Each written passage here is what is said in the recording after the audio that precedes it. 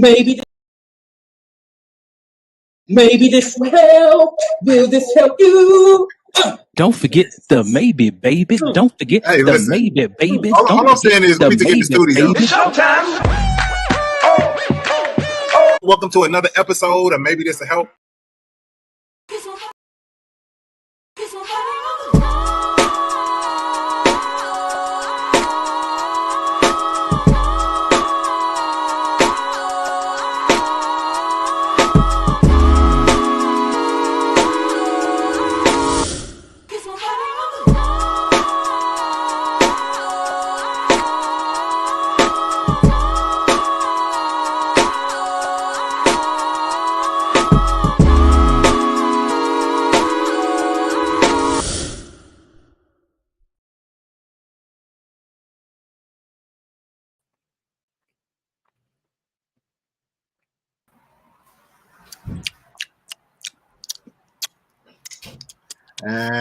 What's up, Doc? Every time I come in the kitchen, you in the kitchen.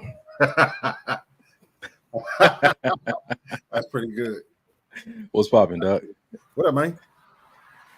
Sorry, ladies and gentlemen, we running a little late tonight doing what we do. Sorry for all the hood rat things, but we here now, ready to get this show started. Yep. Let's get it. Man, I took my camera off the rack and was trying to use it this weekend and came back, tried to hook it up to my system, and it seemed like it's just want to reject it. So because I'm not off there. Right tonight. I don't know what's going on. My volume ain't working right, but we're gonna still do the show. We changed the settings last time I was there, and they like, nah, we want them old settings back. Bruh, yeah, a lot was changed. I mean, even my headphones are like, yo, I thought we was doing something new. Man. Yeah, well. Oh, hold on. Somebody said they can't hear us. Renee, you can't hear us? Somebody let us know if you can hear us. Yeah, his finger looking good around here. Mwah, mwah, mwah, mwah. It sounds like, I hope they can hear us. Well, me and Mike, we can hear each other, so we'll just roll with that for now. Oh, man. All right. Pull the mic up. All right, they can hear us. Testing 1 2 1 2. All right, cool. Brother Ham, you ready to get into something, man? Yeah. I was like deep into working, and then I was like, oh shoot, it's about that time. So it's crazy how we do this every Sunday, but it still sneak up on you like low key, right? Like, oh shoot. But nah, yeah, I'm ready, man. I'm good. I'll just go ahead and check in. All right. Oh, I know what's going on with my mic. Hold up 1 second. I know why I can't hear. Hold up. Let me fix my preferences real quick. All right, here we go. Say something, Mike. Say something, Mike. There we go. All right, we good to go. Man, all right, well, let's check in, bro, while I down this pizza I got. What kind of pizza? Is that vegan pizza? What is that? Gluten-free? What you doing over there, bro? Bro. Oh, it looks delicious. It's a situation, homie. You made it? So I got this special blend. Anybody who know me long enough for the last 5-6 years knows about this pizza. It's that Does it special. have pineapple on it? We can move on to the next topic.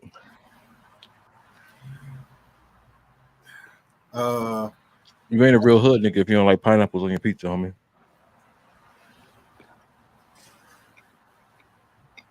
My check-in. As you can see, ladies and gentlemen, Mike is back in jail tonight. Can't keep a good felon down. His brother's back. I wore this shirt for you. Can you see it? Can you see what it says? Don't be a Richard. That's for you, bro. I got you.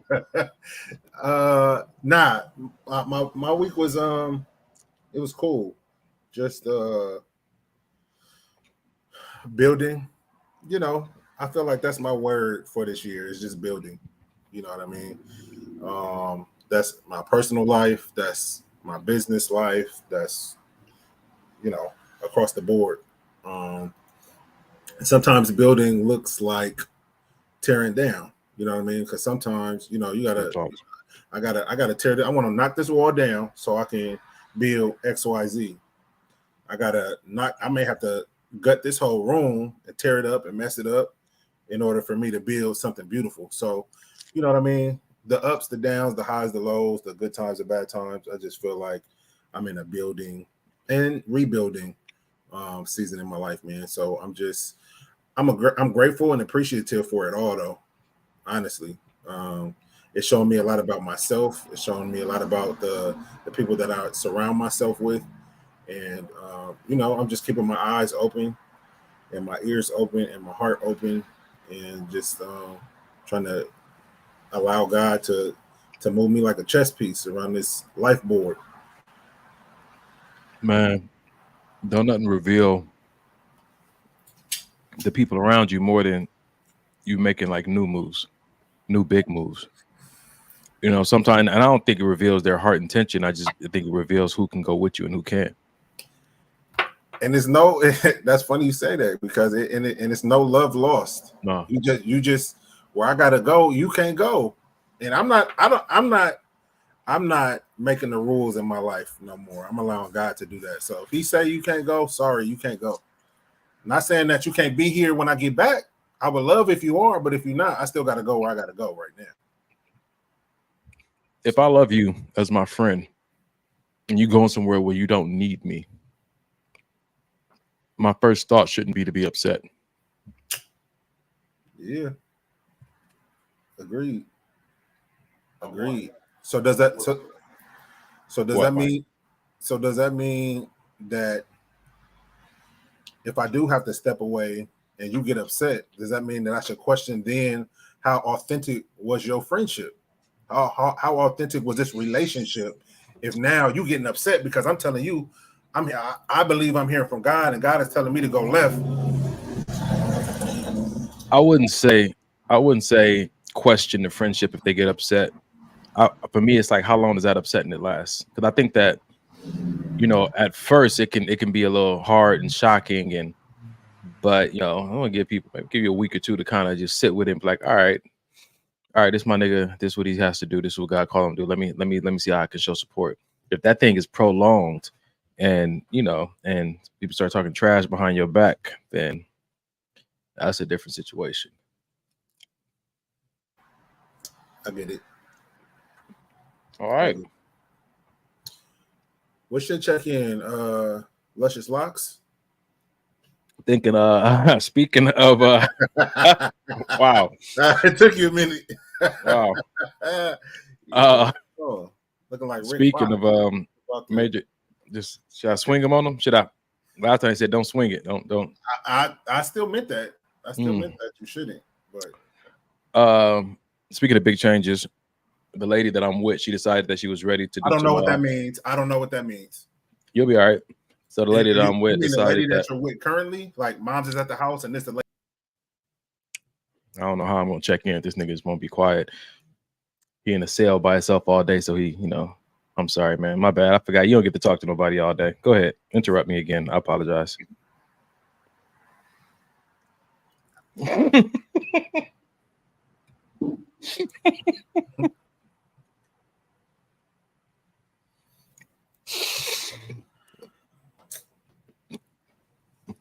The young lady in the romantic relationship that I'm in with plans and hopes to be married,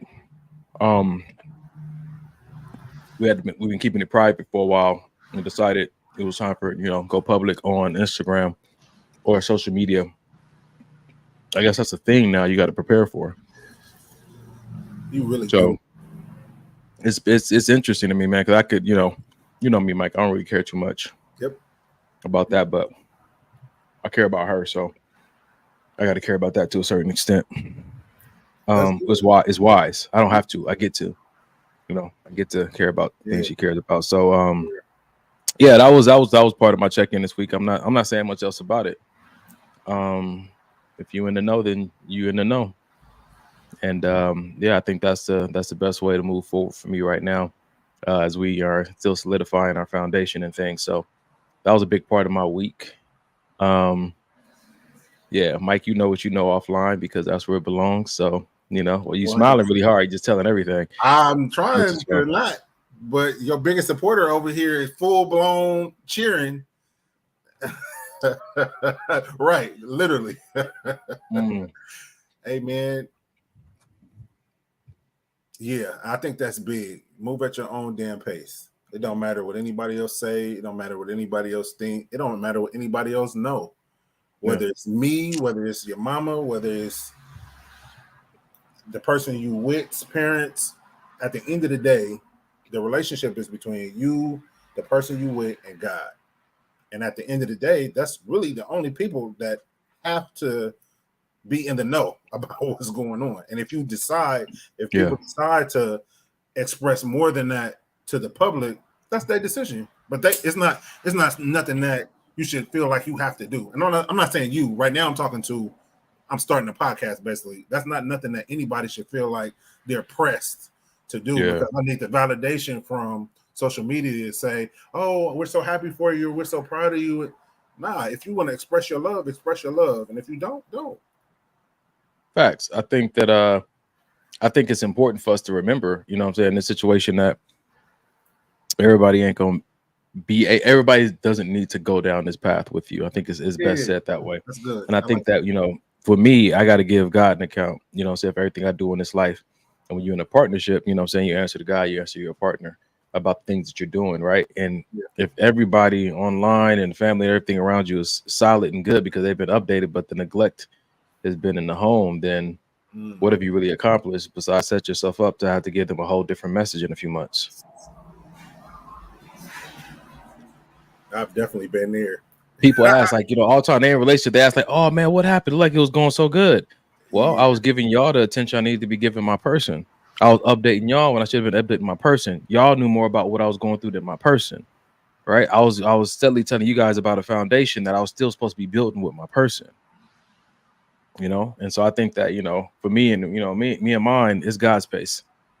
That's good. You know, it's God's pace, is God's way, it's his relationship, you know. So I think that you know, it's tempting to want to get out there, you know what I'm saying, and just be a power couple. It's tempting to be out there and just want to start showcasing all the highlights and stuff that you guys are doing, but it's wise, you know what I'm saying, take everything to God in prayer, because there might be some ill motives or some idols driving that behavior to want to be seen, to want to put everything out there. It's not just always, I just want to celebrate what God is doing.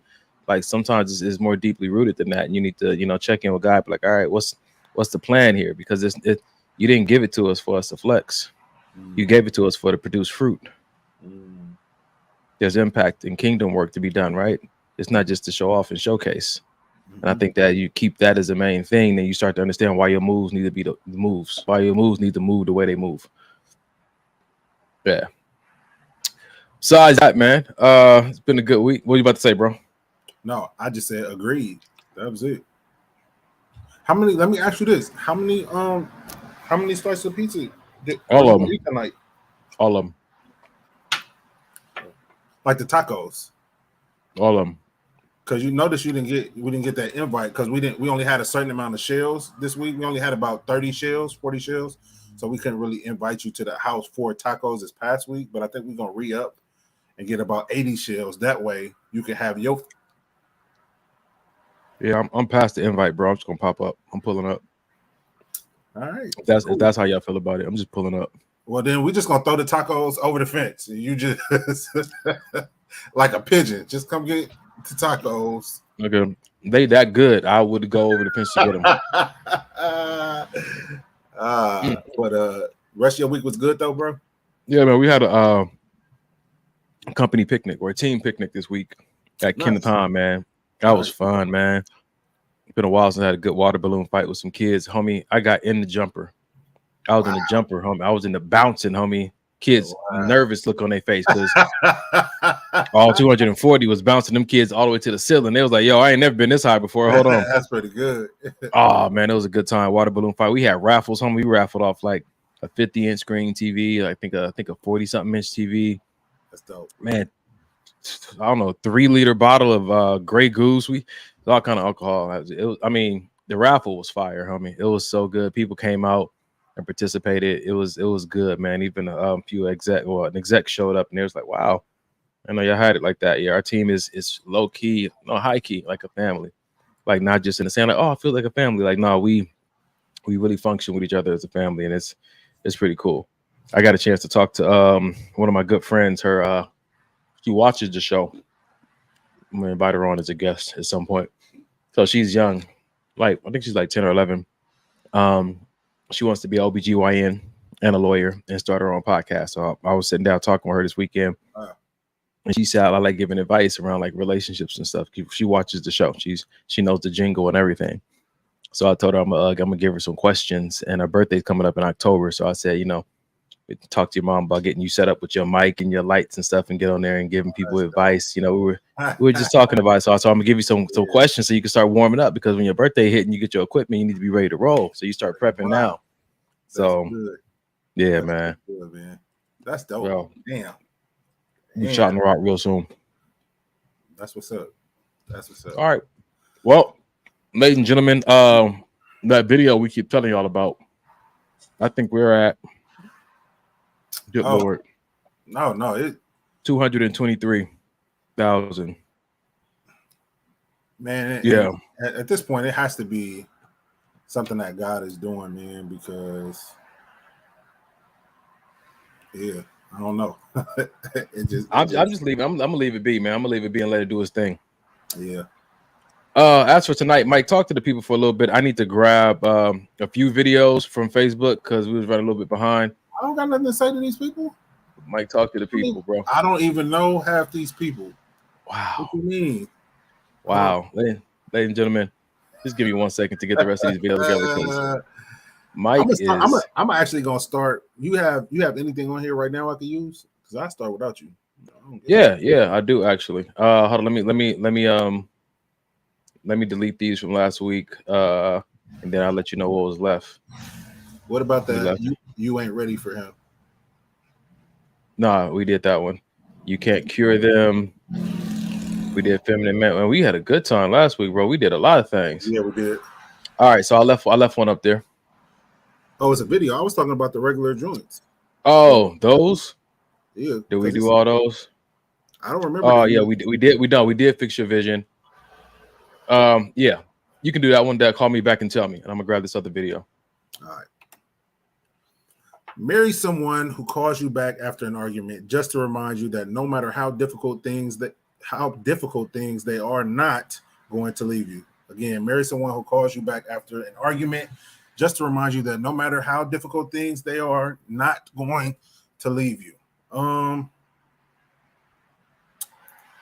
you back after an argument. How'd y'all get off the phone?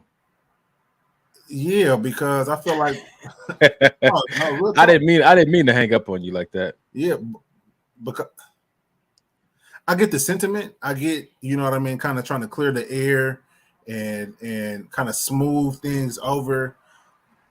But for me, I feel like I get everything can't be resolved in that moment because the emotions and all this other stuff that's going on. But I never want to get off the phone thinking or knowing that I haven't apologized if I needed to. I haven't done whatever it is that I need to do to rectify the situation. And I feel like with this post, something has happened to where now I feel like, well, let me call and at least let her know that I'm not going nowhere. Why did it get to that point? Man, I honestly feel like some people that's a fear, you know what I'm saying, from the past, that some people have to relearn that arguing doesn't mean that it's over, or let me say it. Some people have to relearn that disagreement doesn't mean this is over. And I think that's been some people's case, not even in romantic relationships alone, but in familiar relationships. Like people have been dismissed and discontinued because somebody had a disagreement. They didn't know how to work through it maturely through communication. No, I agree with that. Do you feel that those people who are not familiar with those tools in order to work through arguments and realize that just because we disagree doesn't mean, you know, the world is coming to an end? Do you feel like you should cater to that to an extent? Meaning, should I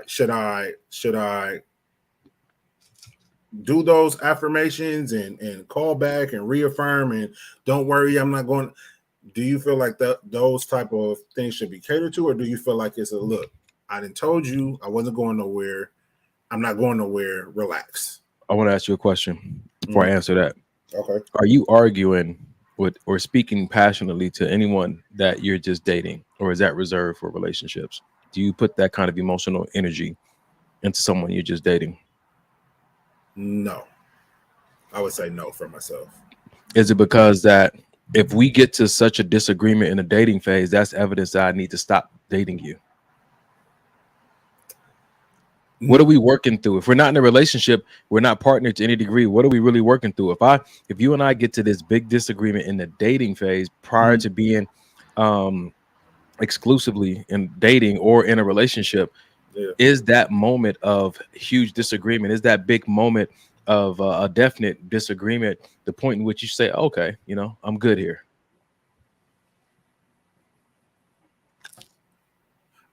So for me, I'm just not going to invest that kind of energy into somebody that I'm literally getting to know.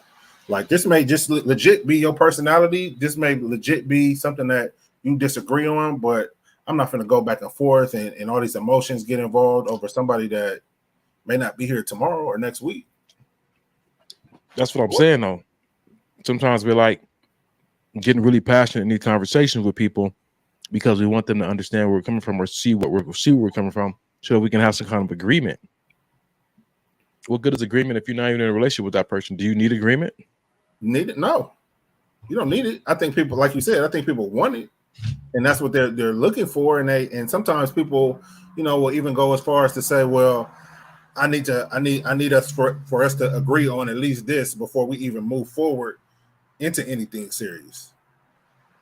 I need us to agree. That's rough. It is. I agree. So it almost sounds like you're saying that whatever you believe before, I need you to let that go and take a hold of this, regardless if it's authentically who you are or not, regardless if that's your thing or not. Hey, I don't really know if that's really agreement, though. Meaning you basically saying you just saying that just to appease me and what I want. You really don't agree, but you're telling me you are just to keep me happy. Yeah, no, you're right. Because we know that in relationships, agreement is important. But you know, when it comes down to it, in a dating environment, I think sometimes this happens anything pre-marriage. Sometimes if we like a person enough or so much, we'll start behaving like we're their spouse. We'll start behaving like we're their spouse and we're just dating them, or we'll start behaving like we're their spouse and we're just in a exclusive relationship. And you start having spouse-like tendencies and expectations and make spouse-like demands. Like we came down before a group of people or God and committed to a vision together. Prior to us doing that, I think sometimes that's why people like even they cater and they care for people like they're their spouse, and then get mad when that person doesn't do it back. But that's the whole point of the wedding and the vows, to get you to clearly understand what I'm here to do. A lot of times people feel like if I'm acting this way towards you, then you should be doing that thing back towards me, absent an actual covenant, absent an actual agreement or covenant of this is what we're doing together.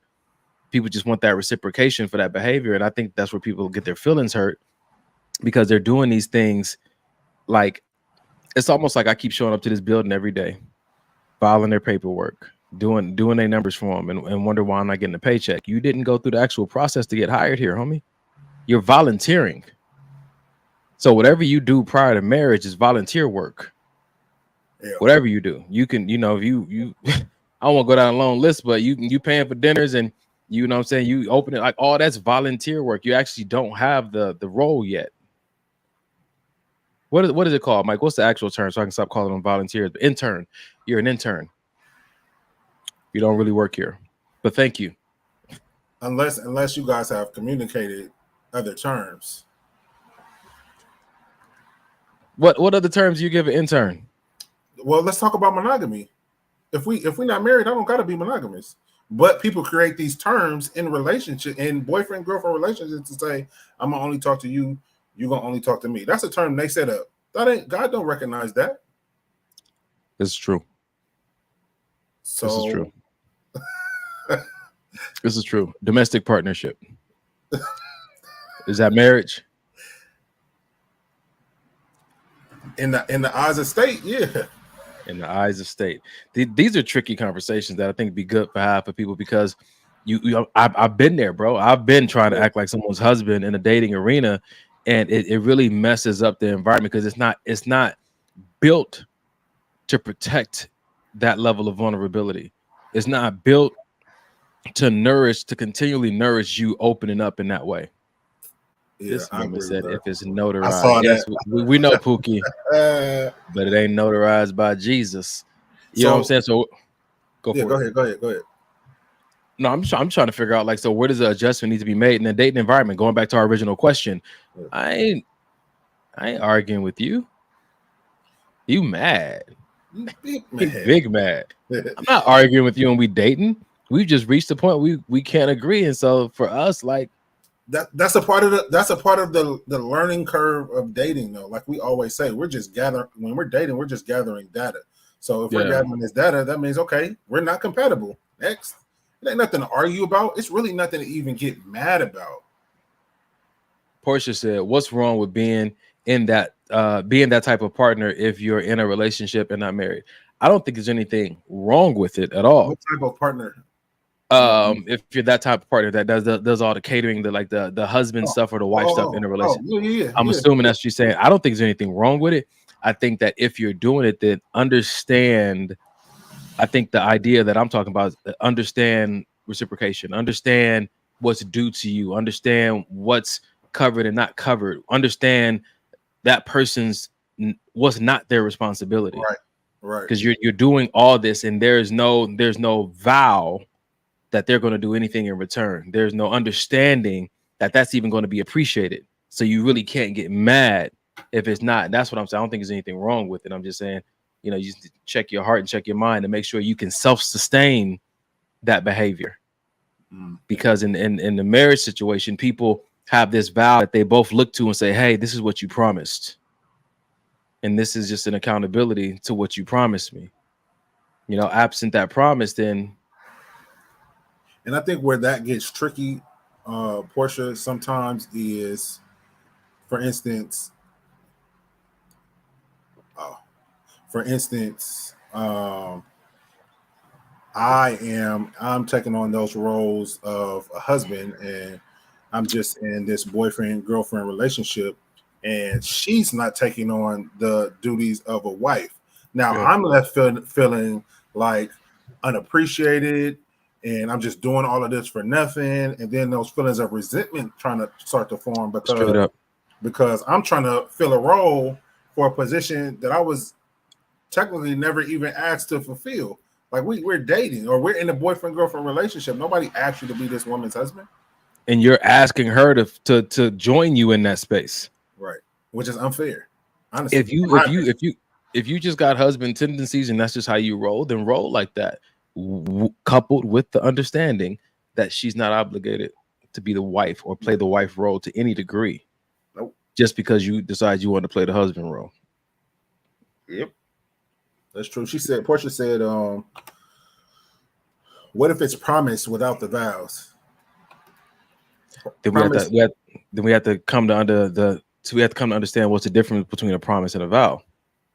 Right. And promise to who? Like he's just promising you or y'all promise something before God? Is there like that's a lot to unpack because people promise shit every day and those promises get broke every day. I think that when we talk about marriage, it's that commitment under God, because we talked about this last week. They can make a promise to one another, and that doesn't have to include the state. If they make a promise to each other, you hope. If we're looking at it from a practical way, like Portia said, the promises to one another. If they make a promise to one another, then cool.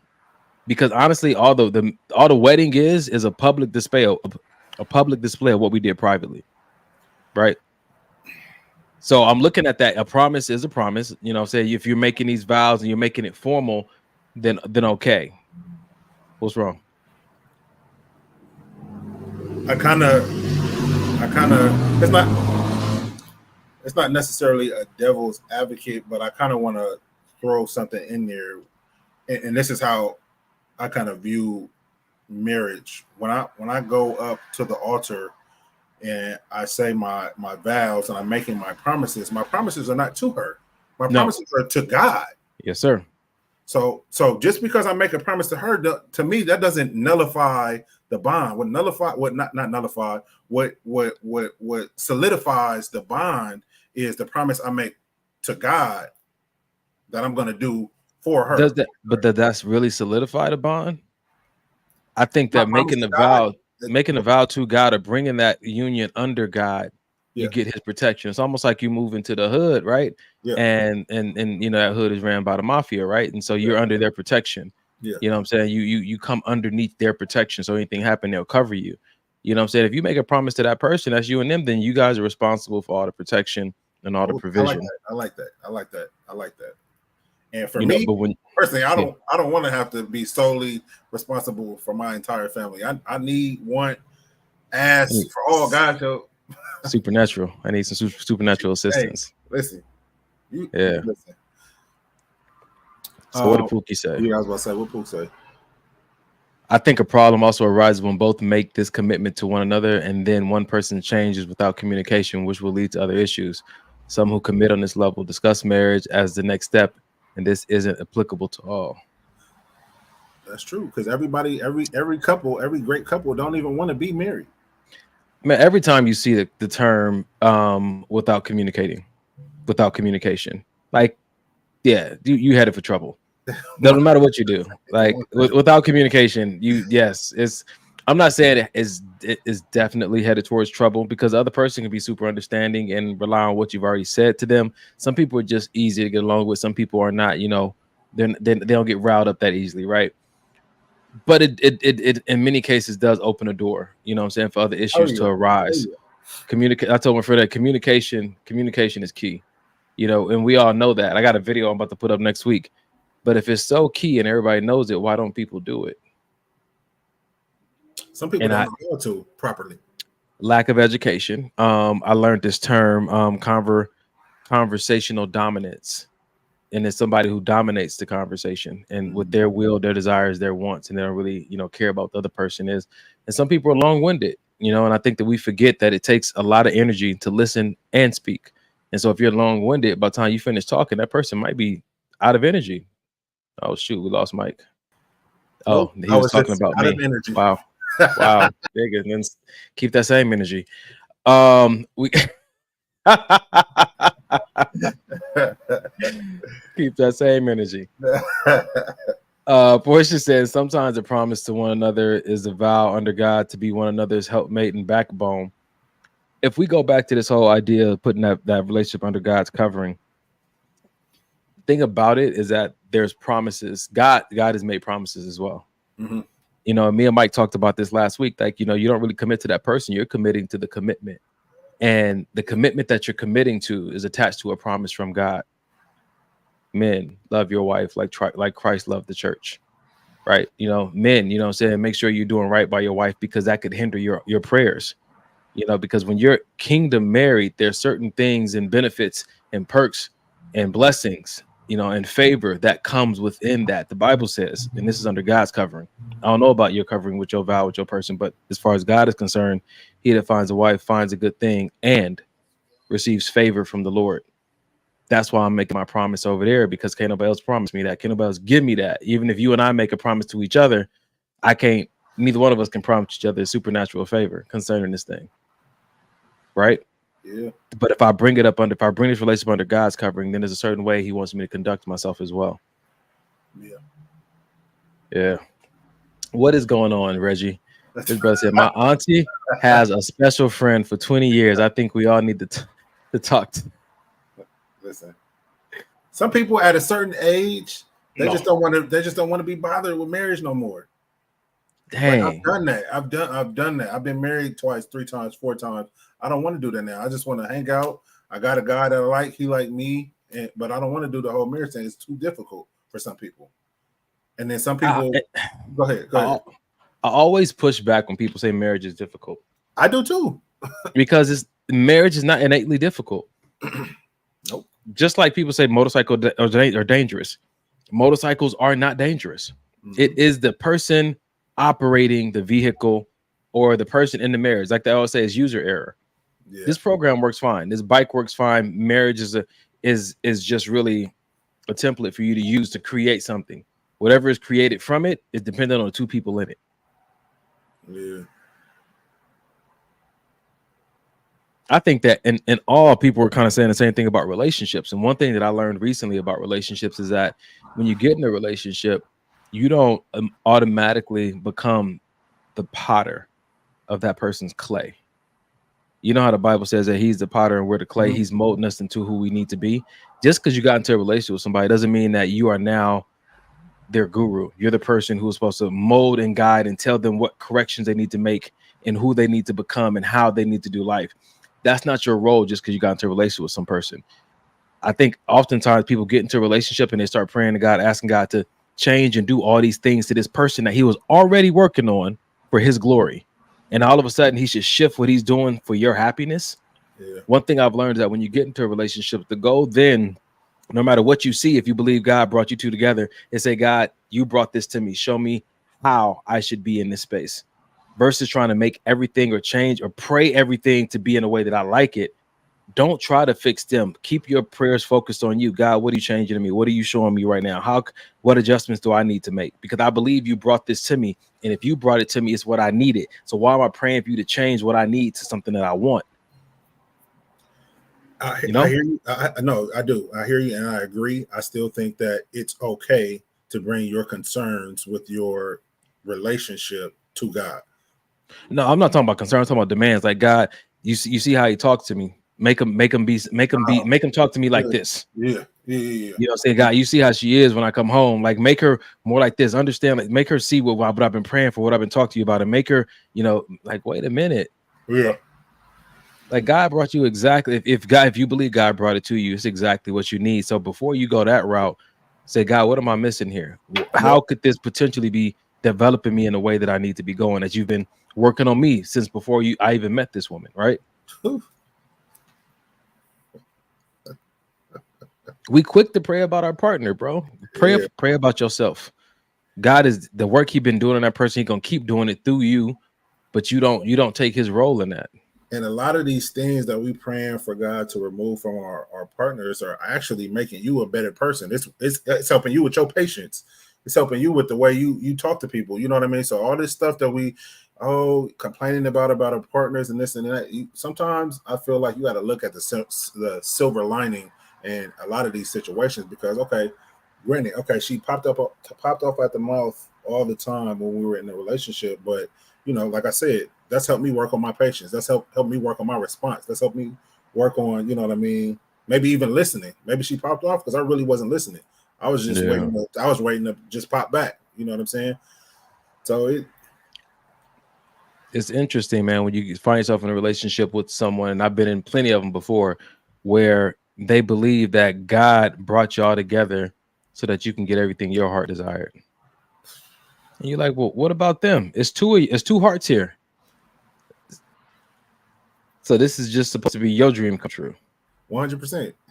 Negative. It's not my dream come true, and it's not yours. If God brought us together, it's because he had a heart intention. It was for his glory, right? It's his desire. So it's what he's been thinking about. He formed both of us before. He knew both of us before he formed us in our mother's womb. So he had a plan. And just because we're together, all of a sudden God's supposed to like, okay, well, what do you guys want? That's not the way this works. And in my mind, it doesn't work that way. And I think that's what keeps, when you have a solid foundation with someone, that's what keeps things cool, man. You guys are just understanding that, we're not here for either one of our wildest dreams to come to pass. Yeah.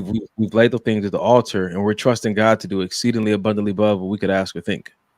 So we're going to trust whatever that process is that leads there, because we trust God. Maybe. No, that's on time. All right, then let's move on to the next one. Then I got a good one. I'll move on to a video, man. I want to touch on this video real quick. Hold up.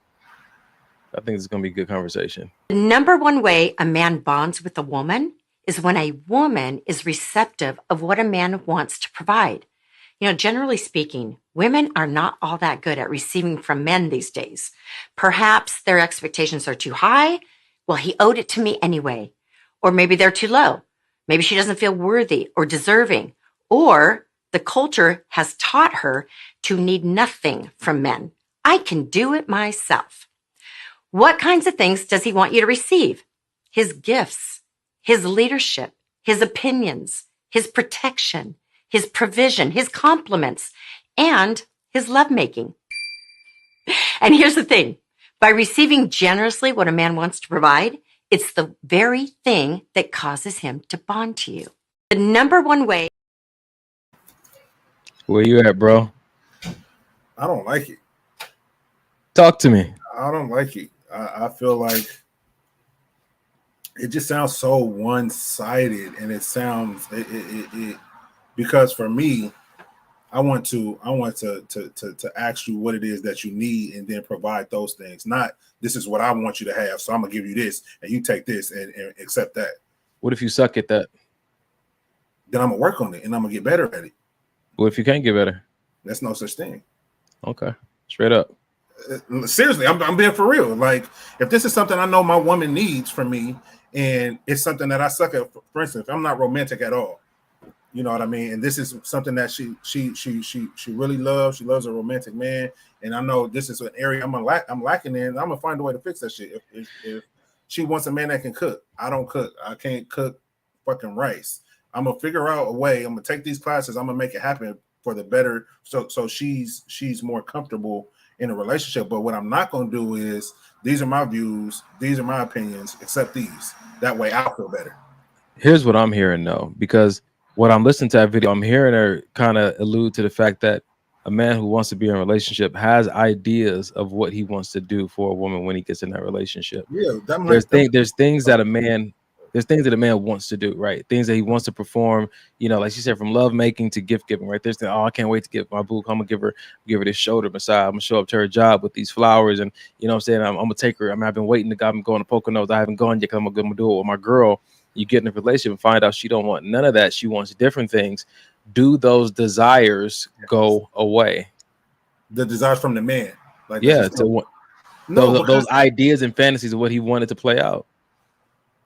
But see, that's the issue right there. The idea and fantasy should be to give your woman what she wants, not give her the things you want her to have. Okay. So if you have the ideas and how often do women know what they want? When they tell you. I think we had on this. And if that changes, then you should be able to adapt and change with it. Like we're not talking about a task or a job or something that, you know what I mean, I'm talking about doing something for my woman that I know is gonna bring her joy. If she say this week I want flowers and next week she don't want flowers, is it killing me to switch up a little bit to keep it spicy? No, it's not. So no. I think this is what a lot of people don't know they're signing up for. Yeah. You know, there's an idea that if I do X, Y, and Z that you didn't ask for, but I really feel like you'll love it. If I do this, you're going to appreciate it. It doesn't happen that way. And then you say, okay, I'm going to do X, Y, Z, what you did ask for. And then you still may not get the appreciation. Mm-hmm. And you're like, what the hell's happening? And all the time you're doing it for the appreciation. And that's the problem. That's it right there. And I'm not saying it's wrong. There's nothing wrong with wanting to be appreciated. But if that's the driver behind what you're doing and how you're moving, then you're going to find yourself disappointed often, especially if they don't respond the way that you think they should or the way you want them to respond, because you're doing it for you're doing it for that. You're doing it for that praise, that adoration. And I'm not sure if that's coming from a pure place in your heart. When I was in Texas, I remember when I first learned about marriage for real, the guy was like, the guy at this life group I was a part of, he was like, I don't think you understand marriage. He said, marriage is committing your entire life to a person who may never reciprocate, appreciate, or acknowledge all the things you do for her. He said, until you meet a woman that you're okay with that with, you're not ready to get married. And I thought that was a hard word. And then he gave me this book called The Sons of Abraham to kind of help me understand marriage from a biblical perspective. And he was like, I'm not saying that I hope that happens to you. I'm not saying that happens to most men, but the heart posture of a husband is a servant. Agreed. And I was like, Jesus. I agree with that 100%. But I feel like, again, I mean, this is probably one of the things we talk about most on the show. Communicate. If you need your woman to say to show you that adoration, tell her ass. Like, hey, you know, perfect example. A couple of days ago, I had to get my okay nod. A couple of days ago, we me and Jay and another couple started event rental service. So we have jumpers and other things like that. So We had rented the jumper out, got it back to the house. It was filthy, and I knew Jay had been working real hard this whole week setting up with some construction stuff for work. And so in my mind, I'm like, hey, I'm gonna clean the whole thing for her. It took me 2 hours. It was hot. I was sweaty. I didn't feel like doing it. I was like, hey, I don't want her to have to come and do this when she gets home. And then so we talk on the phone, and I'm like, hey, what you doing? Oh, I'm out here cleaning the jumper. I said, what? And she goes into, she saw it was laid out. She didn't know, you know what I mean? I was like, well, I was in there already cleaning it for like 2 hours. Like, it's good. You don't have to do that. So what ended up happening was, since I'm being transparent, I didn't say that. I didn't say anything about how I felt. I just kind of let it fester. And I'm like, and I talked to my homeboy. I was like, so XYZ happened. I don't know if I'm tripping or what. But then when I finally talked to her, it was like, look, I felt that, I did all of this for you because you were coming home from work and you didn't even say thank you. Like, and that made me feel some kind of way. And so she's like, oh, well, no, that wasn't my intent. This, and that, yada, yada, yada, yada. And it was scratched and everything was good. But if we don't communicate that, then we don't get to that level of understanding. And from what I'm hearing your guys say, it's more so about just be aware that you're not going to get what you need or what you want out of a relationship. But I don't feel like it has to be like that. I feel like communication, both people can get exactly what they need and want if they just communicate it and are willing to give that to the other person.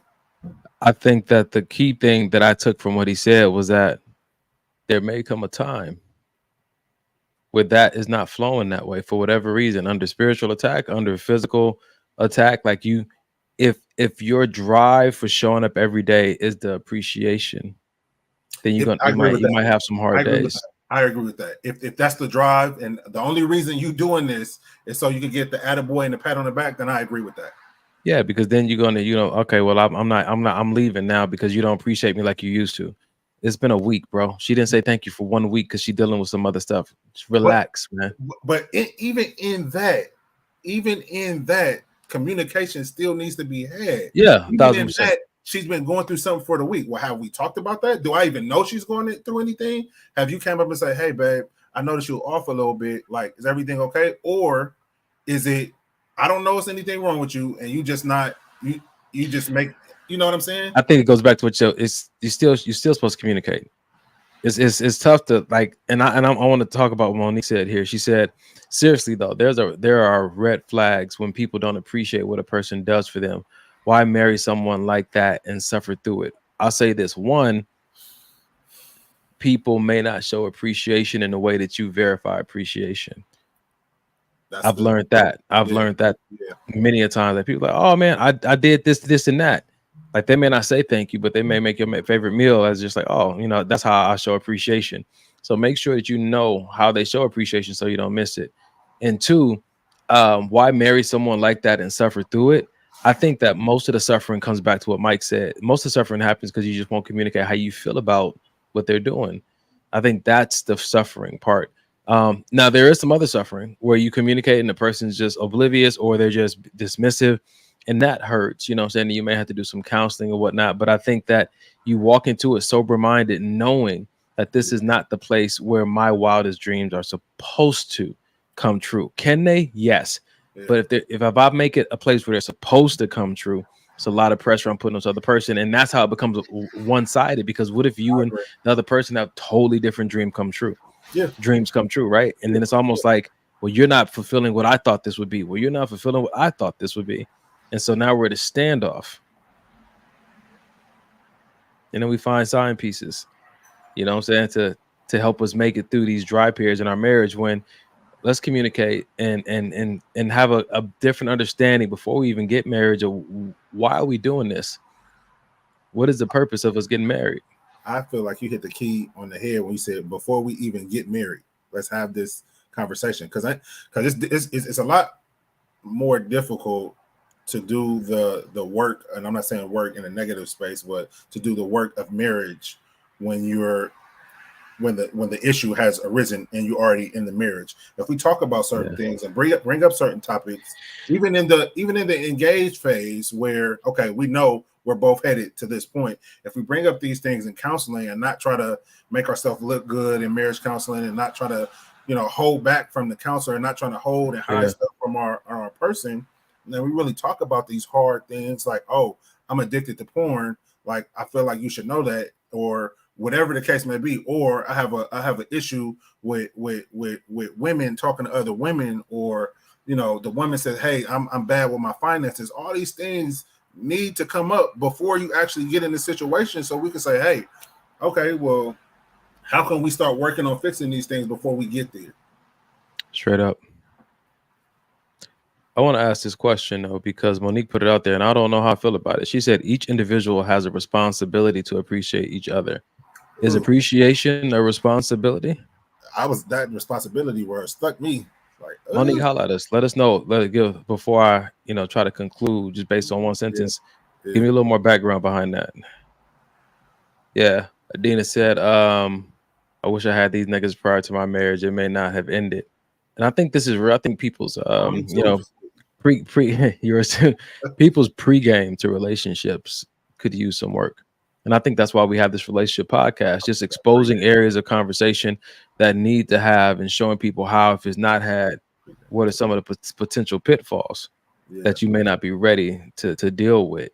And people can say communication is key all day, but giving people real life stories and practical ways to enhance their communication are helpful, because anybody can communicate when they're sober and a sober mindedness. But what about when you and your feelings and your emotion? Do you know how to self-regulate? Do you know how to communicate with yourself? Do you know how yourself communicates when you're not in a good space? Are you aware how you come across when you have a bad day at work while you're still trying to communicate with someone that you love? Like, communication is not just about you to that person. It's multifaceted. And communication, and this has been a big thing for me in my personal relationship, is not communicating after the fact. That's what I used to like to do. I'm gonna communicate after the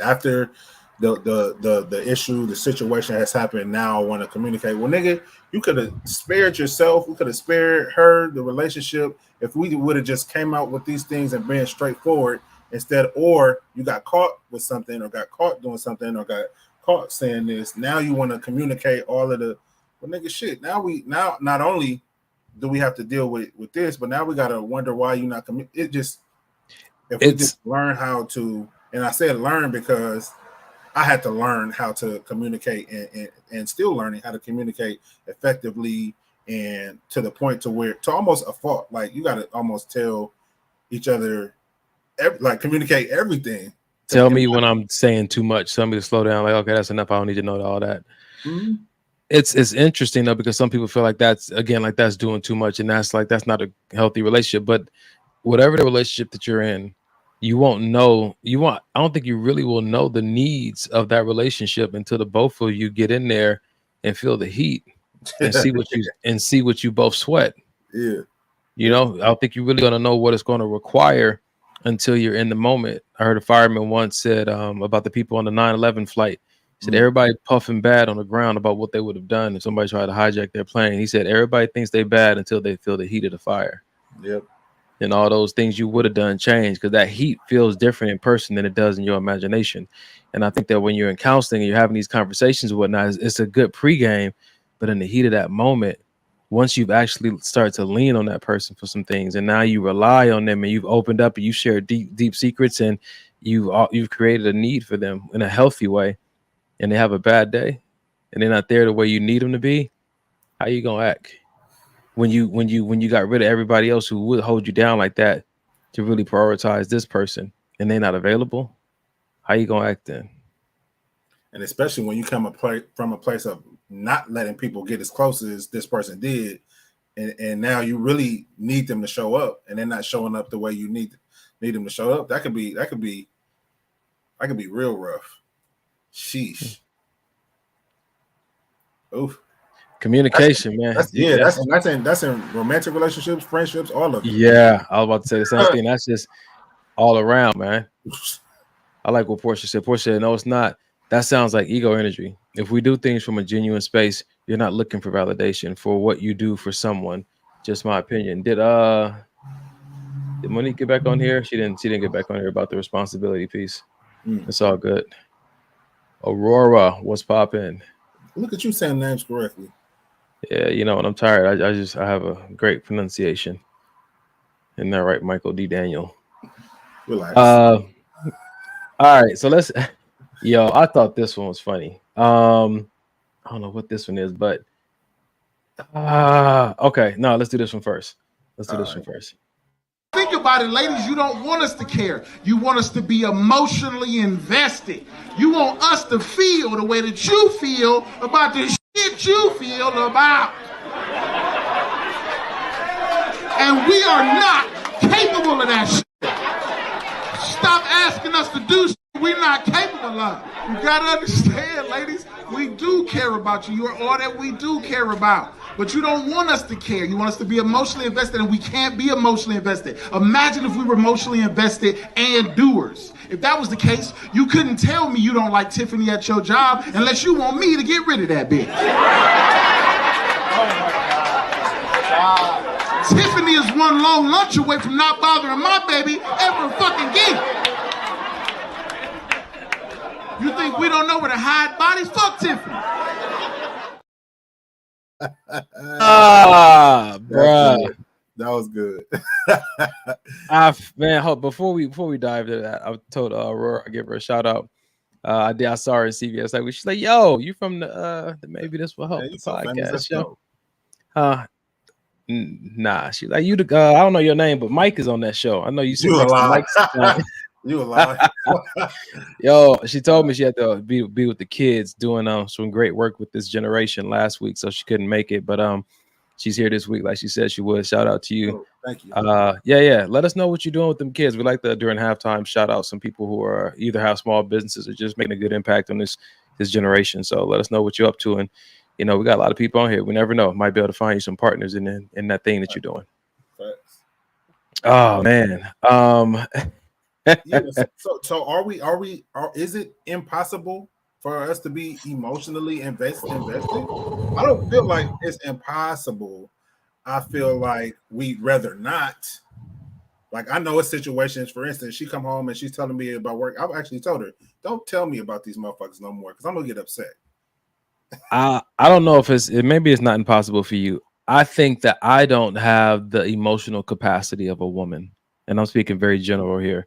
Mm-hmm. I have yet to meet a woman whose emotional capacity I can match.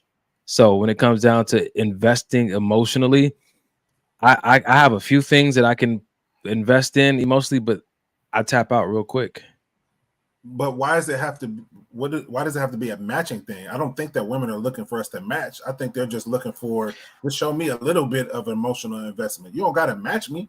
I'm not trying to make you a woman, but I just want you to understand where I'm coming from. And I think a lot of women don't feel like we as men really understand because we don't invest emotionally enough. Let me ask you a practical question, bro. Yeah. Every time you invest, what's your expectation? That I'm going to learn from it, grow from it. Yeah, to see a return on your investment, right?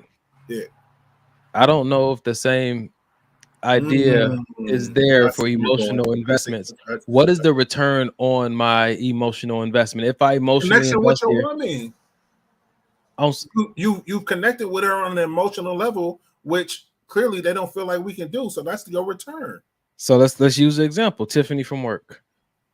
Now, if I invest in this and I married a petty woman, then I must understand that anything that happens to Tiffany is a return on my investment. This bitch. When Tiffany gets fired, my emotions should go through the roof because we just hit the jackpot. There should be some celebratory shit going on with you and your woman. A high five at least. Okay, I give it a shot. I'm just saying, because at the end of the day, sheesh, this supposed to be your ride or die. So basically, if you're not fucking with her, I'm not fucking with her. But listen to what he said, though. He said that how we're gonna be emotionally investors and doers. So I'm going to emotionally invest as a man. I know the way I operate. I'm supposed to emotionally invest and not do anything about the emotion that I feel. Because now I'm angry at her. But I can't pull up to the job. Why you can't? Because they don't want you to do anything. They just want you to feel. They just want you to feel. Touche. Touche. Don't do nothing to her. Hold on. Put the gun back. Just be mad with me right now. In order for me to bond with my lady, I just got to sit with emotions all day, which is something I don't think most men want to do. Yeah. Hello? What happened, Mike? You ain't got nothing to say? No, no, that's a good point. That's a good point. Like, don't actually go and fuck the nigga at my job up. Just be mad with me in this moment and feel what I feel and then let it go. But when and I can we do as something men, about it, we hot. Yeah, me as men, we hot. We ready to hop in the car and go see what's up with this nigga. I get it. I okay. All right. I can see. Yeah. You got me. I don't know. Now we're back where we started. Yeah, we covered no ground. We're back. No, we did because now I'm looking at things a different way. That's the ground. Like, yeah, yep. Ask Jay how she feel about it, so you can emotionally invest in it. Emotionally invest sometime, but yeah, baby. Because the first thing we say when our baby's upset, like, babe, what you want me to do about it? I just want you to feel what I'm feeling, like, and then what? Nothing. Just sit with the feelings. How long are we gonna sit with these feelings until we don't feel them no more? All right.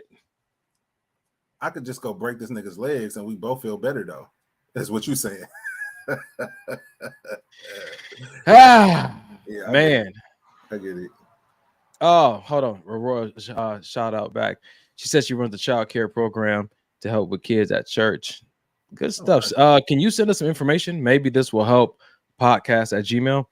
I'm interested actually for my niece to see what kind of child care program that is. We've been looking for some programs for my grandniece. I guess she's what is she, 5 now? Yeah. Maybe this will help podcast, not the podcast, just maybe this will help podcast at gmail.com. Yeah, if that program is open. Yeah. Okay, cool. She says, cool. Appreciate it. Man. All right. Portia said, I have a friend that feels and will be like, I'm about to handle it. And I have to be like, chill, chill. Like,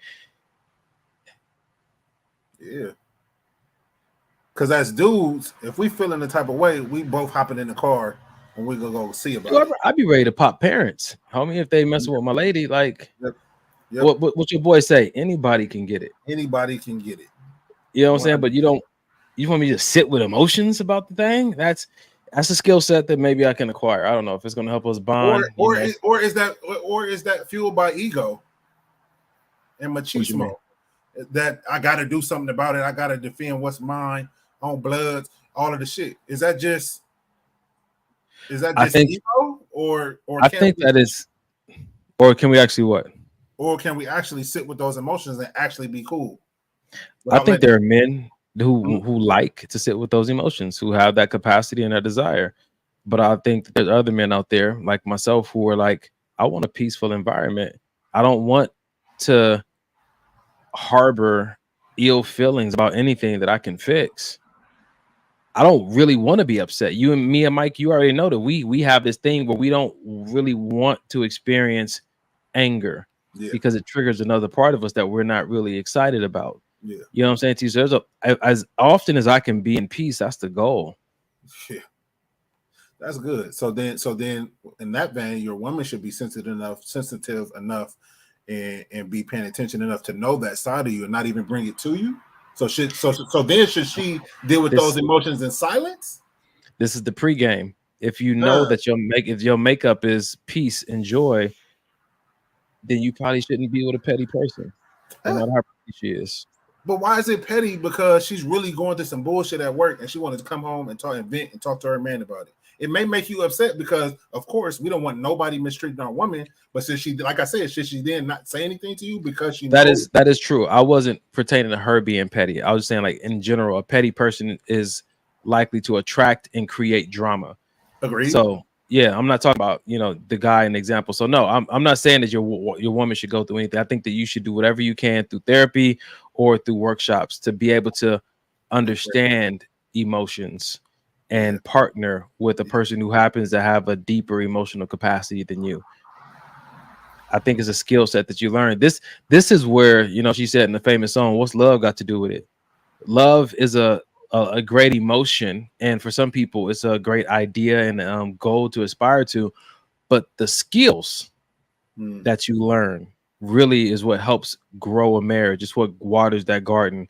Active listening, healthy communicating, self-regulation, emotional intelligence, situational awareness. These are skills that you can actually learn that will help the marital experience to be better. Because you can have the love idea in your heart or in your mind, but if you don't have the tools on how to give it and the tools on how to receive it, then it creates other challenges that don't have to exist. If you just go sit in a workshop, read a book, get a mentor, find a community, right? Yep. Yeah. What's this right here? I personally feel like we as women need to take a note from you men to handle our emotions differently. Venting is one thing, but we carry it on for days, some weeks. Cute. But I'm just asking, but why? Why carry it so long? Where did that start? And is there a benefit to carry it that long that I'm just not seeing? I'd love to know that. That's legit questions. That's legit. Adina said, maybe women just want you to understand what they are going through at the moment, not to do anything, just listen or maybe calm her down and vent. Hopefully you can assist in changing how they feel about what they're going through. Tell me more. I'm here to learn at this point. Maybe you can help me. I want you to understand what they're going through. And we want to just stop what they're going through, but they want us to understand. I want to understand. Help me out. Help me out, Adina. Yeah. That's good stuff, McJellin. EQ is more important than IQ, emotional intelligence, which is why it's good to be What'd you say? I was just going to pose a question. How can we understand what you're going through in the moment when we weren't like, so if Janae comes home and she's telling me all this stuff and she's super flustered, maybe, you know, upset, bothered, angry, in tears, whatever the case may be, and you're telling me all this stuff, I just had a great day, right? And you coming home and you telling me all this stuff, I wasn't there. You may be talking out of emotion. Maybe you saying he said this, and maybe he didn't even say that. You know what I mean? So how then am I supposed to understand what you're going through if I was never there? Just like, for instance, if I'm talking to Donnie about I'm trying to not to use anything super negative, but if I'm talking to Donnie about what it was like to be in the army, what it's like to be in the military, and I'm talking to him about some fucked up shit that has happened, how can you can't understand that. You'll never be able to understand that. You weren't there. You never experienced it. So then how are we expected to then understand them and they're expressing what happened in the day that they had? Can't. You know, I'll say this though. I've seen this from some women. I can show empathy, right? I'm about to say knowing that we can't understand, but and we know and they know we can't understand, but they see us try. I've seen a lot of women be like, thank you for trying. Even though you were set up for failure from the get, you'll never be able to understand it. But thank you for just even trying. And I think that's where men struggle. Men don't like to do things they're not good at. And if I know that I'm not going to be good at it, I don't want to do it. But sometimes that is a beautiful thing, to do something that you're not good at because you love a person. I agree. And for the sake of devil's advocate, what the flip side of that coin be, why even set your man up for failure if you know he can't do it? I think that some of that comes back to you want that. I think that women need us to be in. I think when they really love us, they want us to be in those spaces with them versus always having to reach out to their homegirls or their friends. I think that when a woman really loves you, she wants to invite you into all her spaces, even the one that, you know, say women only, because it's I don't know, from what I've learned, it feels good that most men don't want to be in this space and don't want to do this, but my man does. He at least tries. I think that just makes them feel loved from my experience. I agree with you. I think we're and I agree with you on that. But I think where my issue comes in is, okay, you tell me this, we're gonna keep using work. You tell me this issue at work, Tiffany, and I'm listening to you about Tiffany. I'm not giving no advice and nothing. And then a day or two later telling me about the same issue. Yeah. And now I'm like, okay, how are we back here again? I still don't say nothing. And then the week after you come, and so now I'm gonna offer some advice. Well, babe, maybe you can try XYZ and see if that works. And now the next day she's coming at you. So not only are you do you keep finding yourself in the same situation, but now you're not even taking any type of sound advice to get yourself out of it. So now I'm thinking you comfortable with the bullshit, and now I don't have time. Don't tell me about it no more because you don't want to pull yourself up out of it.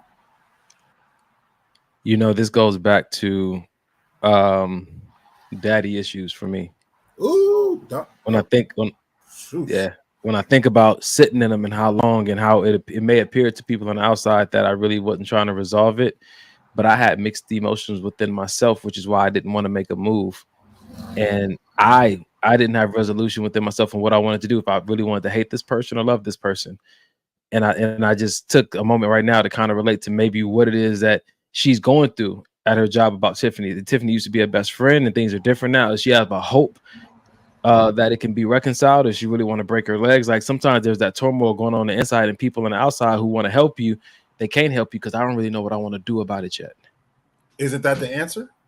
I don't know what I want to. Isn't that to me? That's effective So, communication. We keep coming back to what you said. Communicate. That's it. Hold on.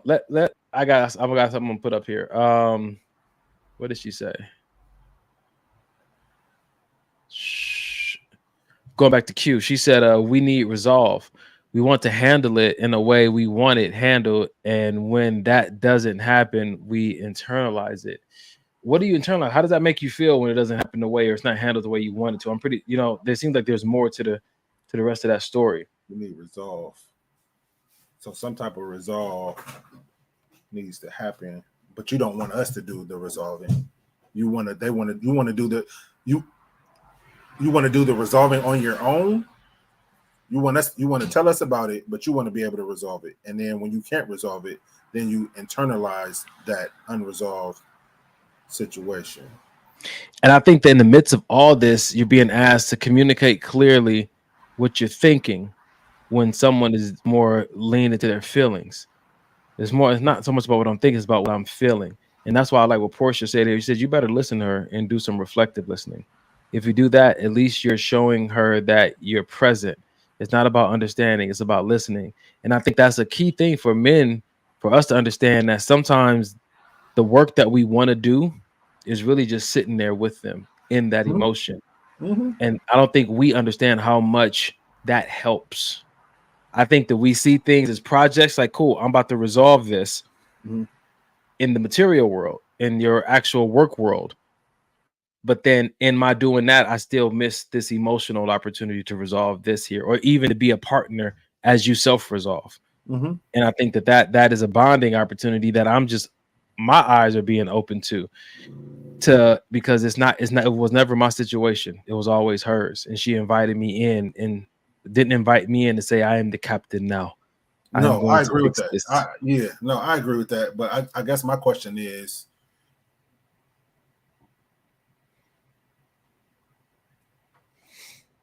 how long? Mike said, you got 3 weeks out of me.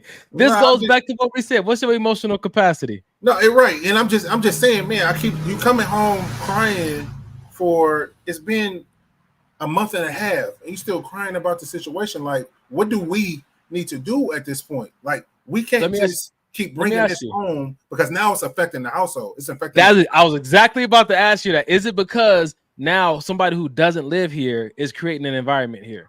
Yes. Tiffany is causing me to miss meals. She's causing me to not get none at night when I lay next to my wife.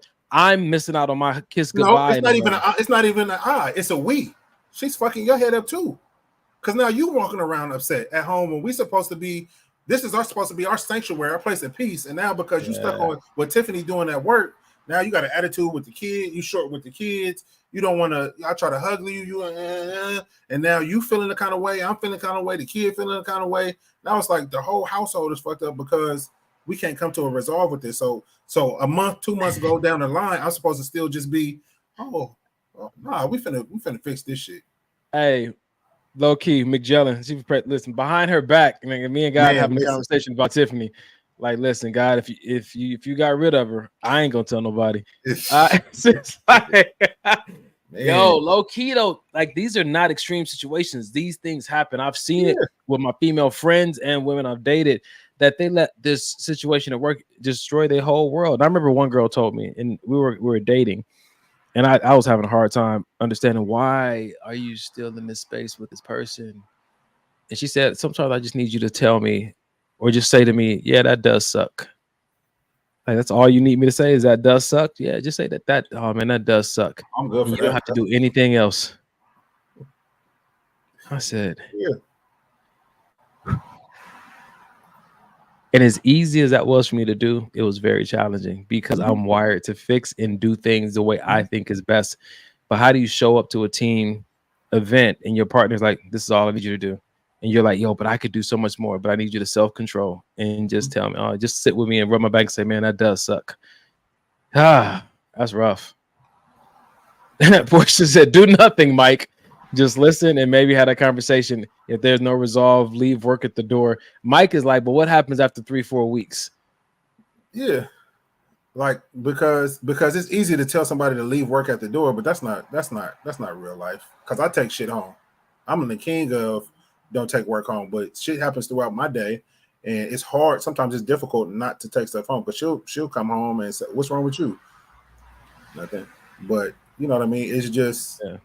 It's easier said than done, and I don't want to put parameters on what she can come home and talk about and what she cannot. What I would like to do is create the space to where if this is really bothering you, let's figure out a way to where it don't bother you no more. See, there it is. I think I heard it. Man says, let's figure out. Women says, let's just feel this. I understand that, but I'm saying, are we going to feel it for a month to where, like I said, now it's affecting the house? Are we really going to allow this outside thing to become an inside thing? So you're going to tell her, listen, I'm willing to feel 2 weeks. Let's feel it for 2 weeks, and that's it. I'm willing to feel it as long as I know that that we're going to work on at some point a fix on, you know what, this Tiffany girl, I'm gonna just talk to Tiffany. I'm gonna try to work it out with her. Cool, babe. That's a good idea. Let me know how that goes. But if we just feeling just because we want to be mad, yeah, this bitch Tiffany at work again, and because that's just the vibe you want to have with Tiffany, then no, I can't do that. Because I want peace in my house. But it ain't your house, it's your house. So then if you ain't gonna do that, then what you gonna do, Mike? What you mean? If you ain't gonna do that with her, somebody gonna do it. Okay. Call your friends. Or Tyrone. I'm done with you, man. Pookie said, I just need my man to be empathetic. He will give me a different perspective when I'm venting that helps me to get over the situation. So my question, Pookie, then my question for you and Q as well is, when a woman is venting, is that actually opportunity for us to offer perspective, or just to sit and listen and do our best to feel? While they're responding, I'm gonna give my take on that. All right. I feel like when my sister, when my mom is venting, I'm gonna shut up and I'm gonna listen. And then when I'm asked, what do you think? Or you know what I mean? Then because I've been listening intently, I'll be able to respond with stuff that she's already said. Well, you know what? I know you said XYZ, but from my perspective, maybe XYZ. But I'm not. When I've learned when a woman is really venting, I'm gonna just shut up and I'm gonna listen. I'm gonna try to soak everything in until she's finished or until she wants me to talk. Check this out. We got 4 women responded 4 different ways to the same answer. Pookie said, she said, for me, it is an opportunity to offer perspective, but you gotta know your woman. Monique said, listen, then pray. Together or behind her back? I don't know. Portia says, no. When you do that, you're taking away from what she's feeling. And Q said, just listen and provide guidance. When we let it all out. When is it? How do we know when it's all out? Usually they'll be quiet, or you can ask questions. This is what I mean. I'd be scared to do anything, bro. Exactly. And are you done? and that's my point. A lot of people don't communicate based on fear. I'm afraid on what she might think. I'm afraid on what he might say. I'm afraid. Whatever. If it's going on in your head, ask the question. Like we in a relationship. I struggle, Mike. I tell you, I struggle with emotional people. I think I innately see them as fragile, and I don't want to. If somebody's already in an emotional state, I become very like, oh shoot, let me step away. I don't want to push them over the edge. I know that's something I got to work on, but man,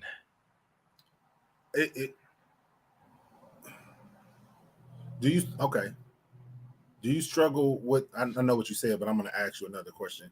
Do you struggle with emotional people because you struggle with your own emotions?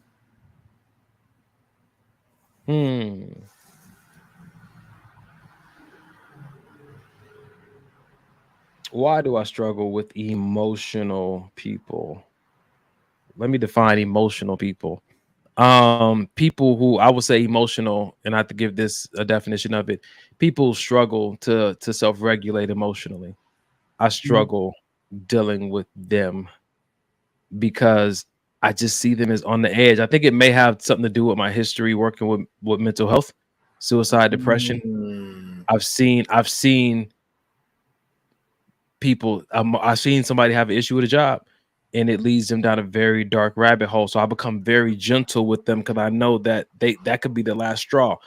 And I'm just like, like, what do I do here? Like, I know I've seen so many people with the best intentions make things so much worse just by trying to help. Yeah. Yeah. I get that. But I think it goes back to what Pookie says. You got to know your person. Spend time knowing your person, not just their favorite color and their favorite foods, but knowing their values, knowing what makes them tick, knowing what they feel like is a threat. Even if you don't agree, know it. So that when she says, Tiffany's acting this way at my job and da going on, and your wife, your wife is definitely values her career. And you start to understand, like, oh, babe, this might be messing with your career ladder, huh?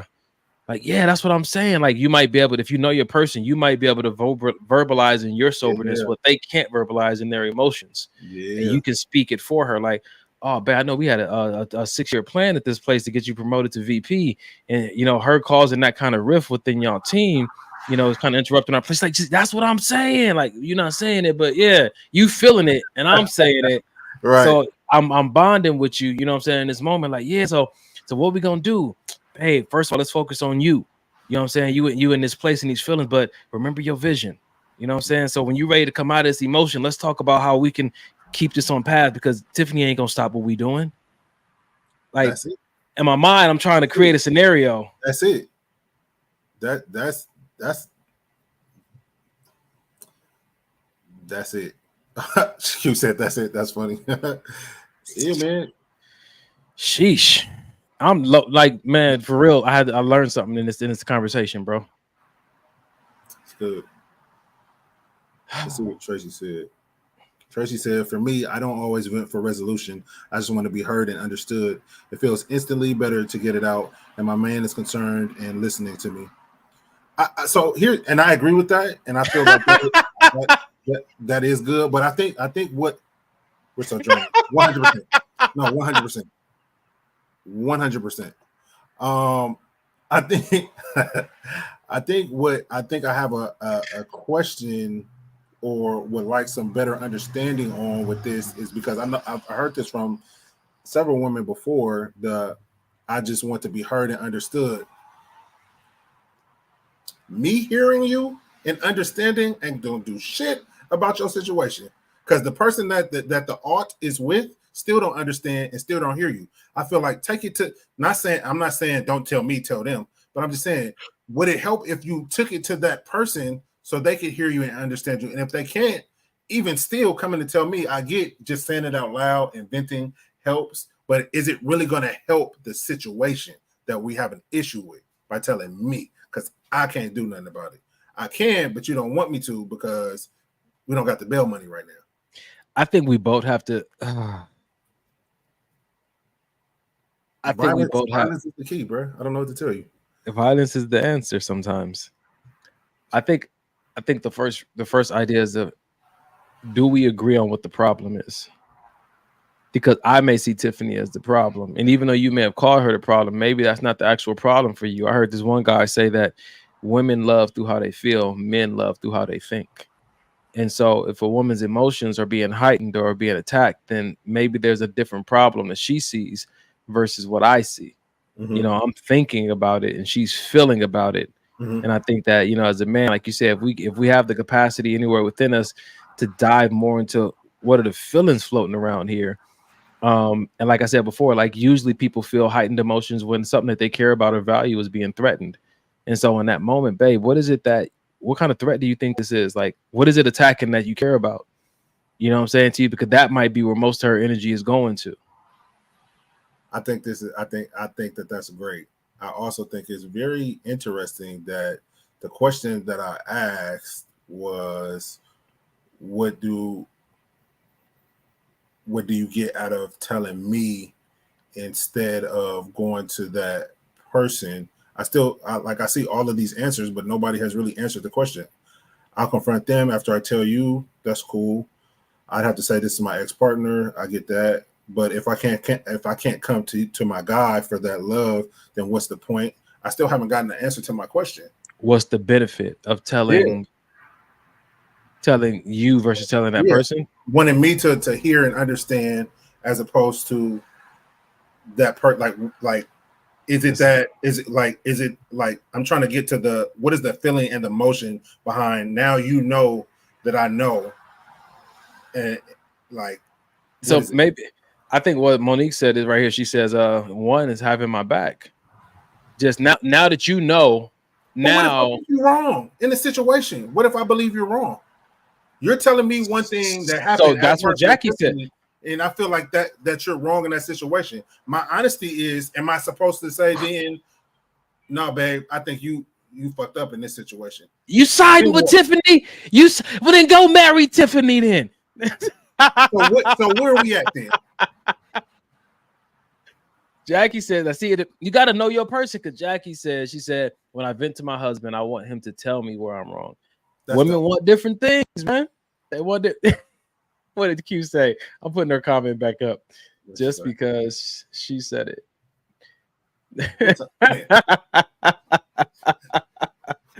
Listen, man, I want to marry somebody that her draining still feels fulfilling to me. Just like I wouldn't want anybody else to do it, baby. If it's gonna be any woman, it's gonna be you that does this. Yep. I think that does. Adina said something. Just a safe place to discuss. I think that you said it earlier, babe. I just want to tell my partner everything. You tell me when it's not, because where I share is where I care. Yeah. Right. You know what I'm saying to you? So it doesn't matter if it really pertains to anything or not. I just want to share. I'm gonna give you my password. I just want to tell you about random things like that. Just where I'm sharing where I care. You know what I'm saying? I think that's something we can adapt to understand why people are bringing information to us. We're like, you don't want me to do nothing about it? No, I'm just sharing with you because I care. I care about you, and you don't have to do anything. Just the fact that you just let me tell you meant a lot. And most times men do our best work when we don't know what we did. She walks away and hugs her. Thank you so much, baby. You're like, I didn't even get my toolbox yet, but okay. You're right. I'll take the thanks. Cool. Shit. Oh man.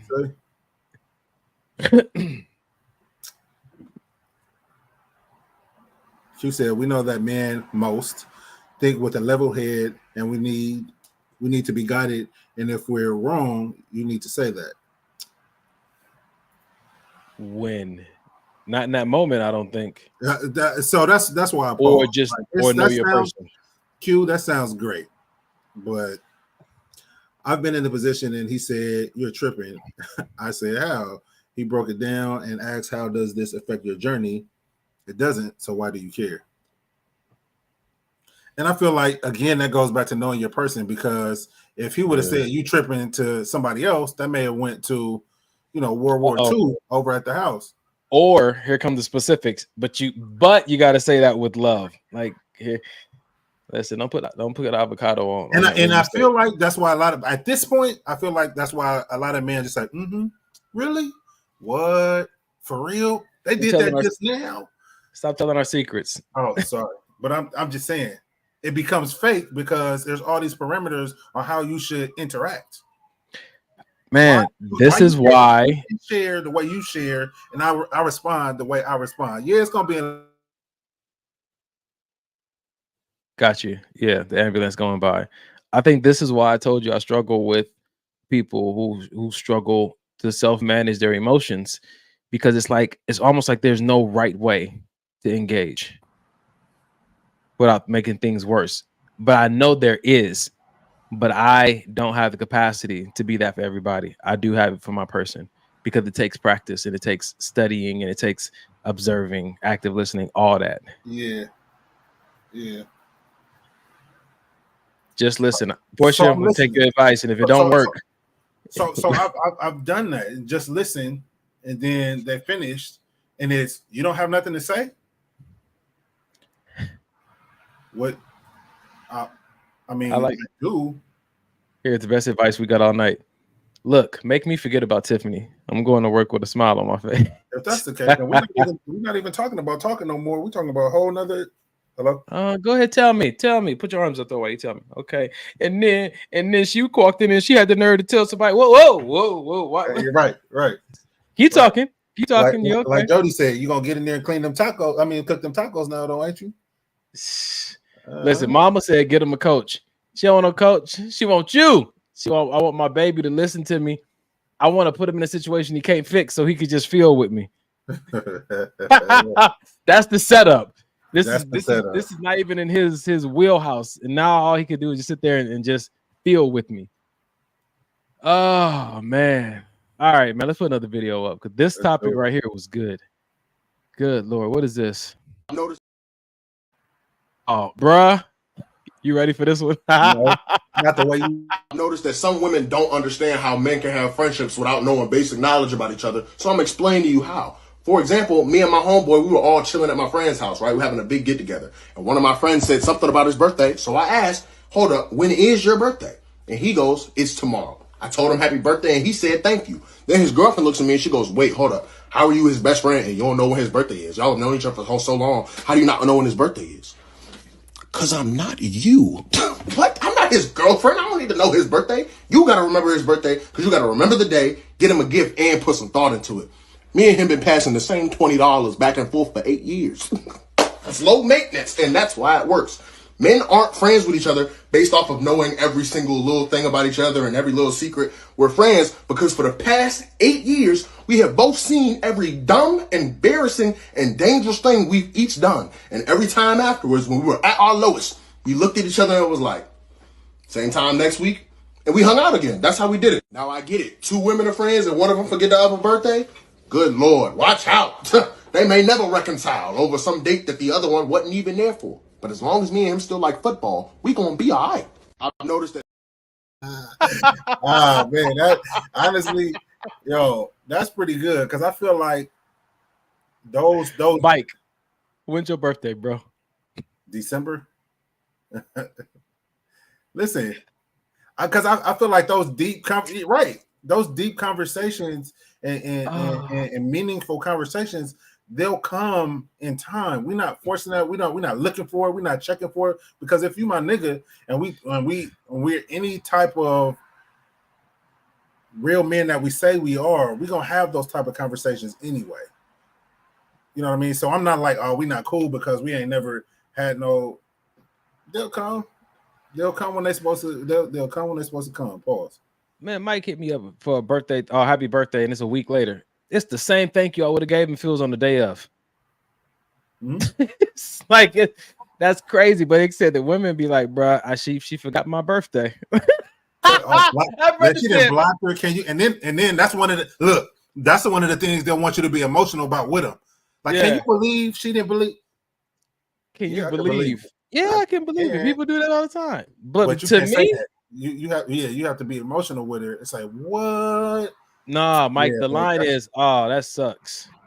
I'm telling you, that's the line to keep. Keep that one close. Man. Keep that close. Oh, that sucks. That shit's man. wild. She did that again. When she wake up in the morning, first thing she say in the morning, babe, Tiffany, she did nothing for my birthday, babe. That sucks. Yeah. That's you gonna gonna get you through a season. do? Wow, Pook said that's why it's Facebook. It gives you a reminder because I will forget. That's why Pookie is my brother. Indeed. Oh man, this is funny. Yes, Aisha, my birthday is April 10th. See, 10th, 12th, 15th. I'm cool. I'm gonna say this, man. I'm happy. I'm happy to be a man. Indeed. And I don't know if life is easier. I think that it's just it fits me because this is what I'm wired for. Because I'm sure that some women like I would never want to be a man because the way y'all handle stuff, you miss out on all the colors of life, and men are just looking at the structures of life. But I think that when they work well together, when you get with the right woman, and she can bring the colors to your structure, and you can bring the structure to her colors. That was well said, brother.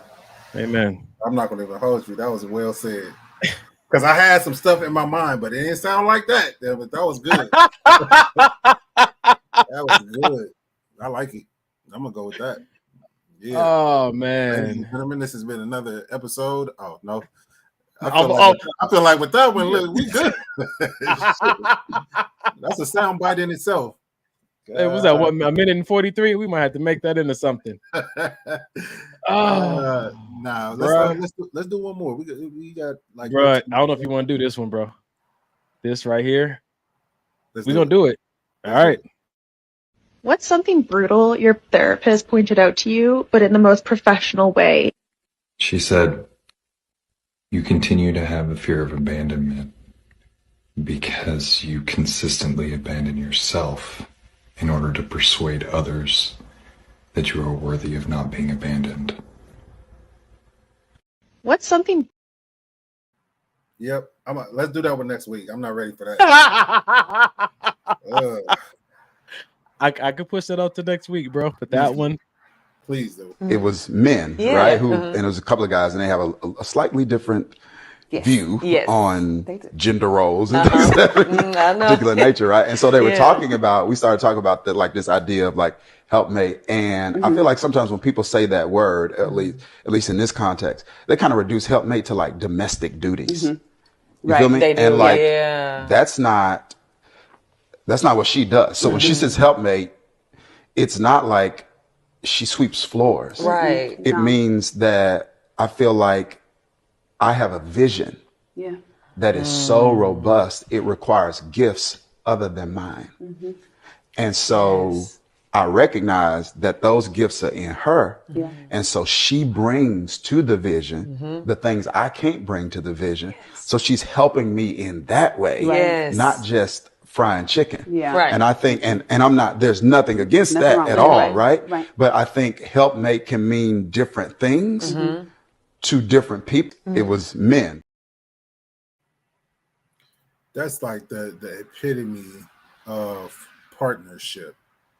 Bruh. In any relationship. When I'm weak, you got the pieces of the puzzle to make me strong. And I'm not, it ain't no ego, it ain't no, oh, I didn't want to come to you with it. It ain't no none of that. Like, I know you got me. So look, this is what I'm dealing with. Let's work this shit out. It's a beautiful thing, man. Damn. He said it perfectly, man. I need you because the vision needs you. I recognize that. And I know that some people struggle with that need word because I just finished saying it. Yep. It puts you in a certain place. I don't want to ever need anyone. But when you recognize, see, this is why a man needs to get his vision clear prior to choosing a partner, because you don't know what you're choosing a partner for. You choosing a partner for your happiness, and later on get a vision that supersedes that happiness, you find you with the wrong person. Or I'm not saying the wrong person, you're with a person that doesn't quite yet have what's needed for the vision. And so the vision is going to be impacted by your partnership, whether you want it to or not. But when a man gets a hold of his vision and he reverse engineers what it takes for that vision to come to pass, it don't take you a whole day to recognize sunshine. All of a sudden you're like, yeah, this is her. Hey. How do you know she was the one? Because she had what I didn't have. She had what I needed for the vision. Right. I knew what I had. Not what I wanted.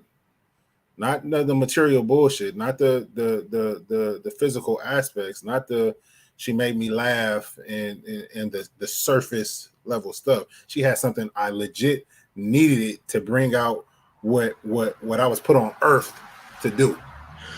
And a lot of women I've heard say, like, well, what about my vision and my purpose? That's the thing. Like, you walk in your vision and your purpose out, and that's usually how the man spots you. And he's like, yeah, I see what you're doing. I see you're a woman of vision who's walking out purpose, and that thing fits perfectly with my thing. Listen, let's put them together, because I know, and I'm looking at what you're doing. Imagine if you had what I'm doing with what you're doing, and we did this together. It will finally be complete instead of partial. I feel like your woman should be your cheat code for life. Come on, man. That's it. Like I know I can go ahead and talk to you and you're gonna give me put in that answer. Cool, boom, we there. Or and vice versa. The man should be the woman's cheat code for life. You know what I mean? You guys should play off of each other's strengths and weaknesses, and just each time you guys are leveling each other up. And a lot of times what happens is sometimes ego gets involved. I'll say with men. Ego gets involved. For instance, I don't want my woman making more money than me, or you know what I mean. You need to be staying at home, or you should. Man, look, if it's gonna better the team, let's do it. Yeah. This about the team. It's not about me. It ain't about how I feel. It ain't about you. It ain't about solely about that, or about how you feel. It's about us. So how can we better the team? Do I need to do you need to stop working so you can finish school, get your degree, and then go into something you really want to do? Should you, babe, I got to take a pay cut because I'm real unhappy and I just feel like I come home and I'm stressed. Yeah. It just got to be understanding, communication, and just really that drive and that want to just build that team, like I said.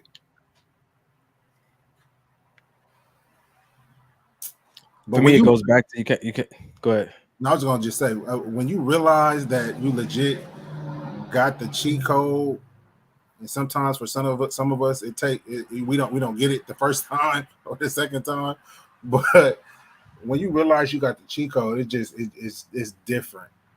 It's different, and your cheat code not gonna look like everybody else feel like your cheat code should look. But at the end of the day, you know within inside yourself, like, okay, this is it. This is what God has sent to me. So let me get my shit together, because at the end of the day, if I really legit feel like this is God's gift, am I going to continue to shit on it? Yeah. Yeah. When I saw her, I saw the completion of my vision. So I chose her. That should be the phrase. That should be the word. That should be the feeling. I had spent enough time with God to see a vision that I at one point felt so disheartened because I knew I couldn't do it by myself. And I questioned, God, why would you give me something like this to accomplish on this earth? And he said, I didn't give it to you to do alone.